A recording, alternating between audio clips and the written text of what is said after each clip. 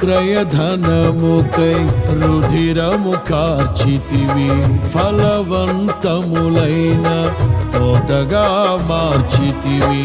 ఫలితము కొరకైన శోధన కలిగినను ప్రతిఫలముగా నాకు ఘనతను నియమించి, ఆశ్చర్యకరమైన ఆదరణ కలిగిల్చి, అన్ని వేళలయందు ఆశ్రయమైనావు.